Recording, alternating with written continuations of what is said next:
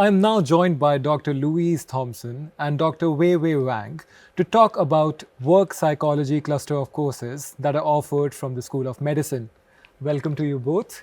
Thank you. So to start with, my first question to you would be, that as you know, there are three courses, management psychology, work and organizational psychology, and occupational psychology at the University of Nottingham. What are the main focuses and unique aspects of each of these programs? So there's a lot of overlap between the three programs. Together, they all are around how we apply psychological theories, evidence and methods to the issues of the modern workplace. So for example, thinking about psychological theories and evidence around motivation or learning or personality, and how we can use those to improve and enhance our workplace systems like performance appraisal, learning and training, leadership development, work design to improve and enhance well-being. So that's really what all of the course is about. But you're right, there are subtle differences between them. Great. And if Weiwei, you can jump in to answer any key differences between these courses, and how can students decide which course is the best fit for them? Right, so there are a lot of overlappings between these, in between these three courses, and there are key differences and uniqueness about each of them. So the course of occupational psychology MSc degree, that one is, as Louise just introduced, that one's very much about applying psychology theories into the practical world of organization, and that module and that course is being BPS British Psychological Society accredited, meaning that the teaching, the delivering, the assessment, and all of those are up to that very high level of standards. And we also have the MSc degree in work and organizational psychology, which is actually a mirroring course. The course is exactly the content and the staff and the resources exactly the same as occupational psychology. The strength or the uniqueness of this course is that we do not, because this one is not BPS accredited, which means that we open the door for international, especially international students who's got a psychology undergraduate degree, but it's not BPS accredited. So they have this opportunity to get the similar level, high standards of teaching and research information, etc., without having to have that or being stopped taking such a level of education, and because of the lack of a BPS accreditation in their undergraduate psychology degree.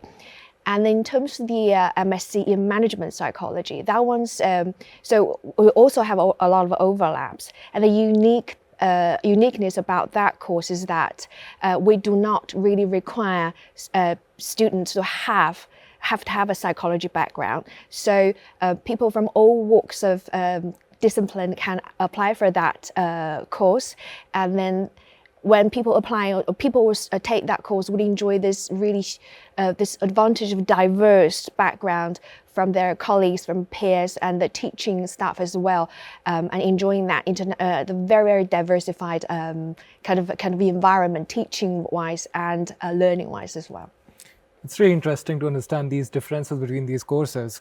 Can you also tell me what about like the key topics that are covered on the courses and your approach to it?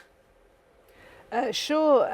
So I suppose for the occupational psychology course, which I'm the course director for, and the work and organisational psychology course, which Weiwei's the course director for, we cover 5 main topic areas, which are kind of the main curriculum for occupational and work psychologists.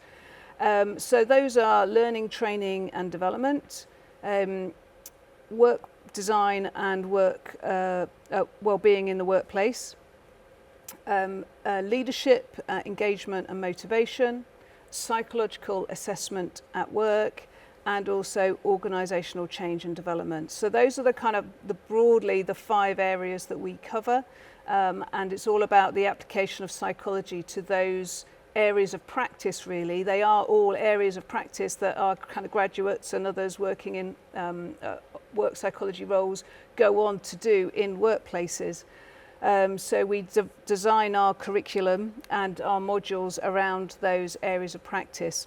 Alongside that, we do a lot of research methods teaching, and also practical skills, so consultancy skills, how to work with organisations to help them solve problems, and focusing a lot on what we call the consultancy cycle.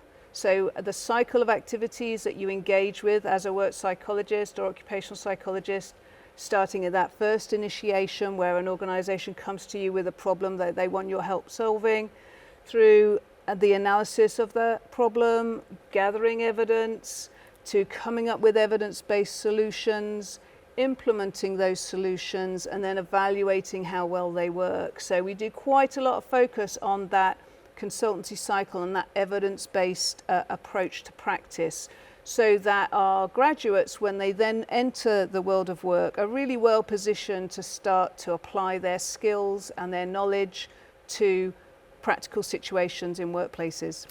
Great, some amazing insights there. So, as you know, University of Nottingham is big on research. So, how do students on the course benefit from the world-leading research at Nottingham? So, I suppose there's a number of ways that we get. We bring our research into our teaching, and try to make sure that that really enhances the students' experience, and also that really brings it up to kind of cutting edge, really current issues. So one way is that we are all research active in the team, the teaching team, and so our own research is brought into our teaching. So just to give you an example, my own research is on mental well-being in the workplace. I've been involved in the last 4 years of designing an intervention which is for line managers to help them to develop their skills in how to design healthy workplaces. So that's workplaces that promote good mental well-being in the workplace. And so I use that example, and we talk about that quite a lot in the modules that I teach. For example, in a couple of weeks' time, I'll be doing a session with my students on how do you implement and bring into the workplace these kinds of interventions in a way that is most likely to improve their effectiveness, so that they improve well-being of staff. So we'll be looking specifically around this issue of implementation of mental well-being practices in the workplace. Perfect. And my final question for today would be, what careers do graduates go into after graduating from these courses? Well, to be honest, could be research if students are interested in pursuing an academic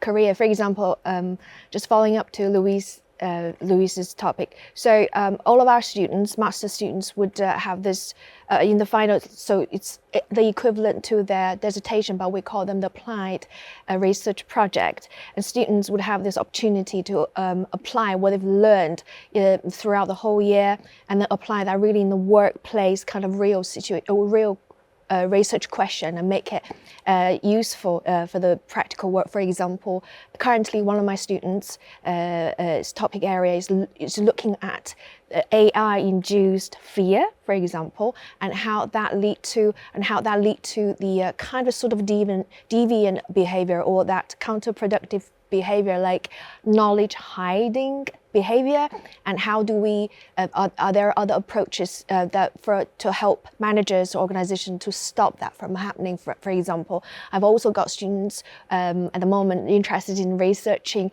this whole phenomenon that's called cyberloafing. So all of those, there are a lot of cutting edge research that students would be able to work on, and we've got a portfolio of research methods teaching to support them in that in pursuing that kind of area.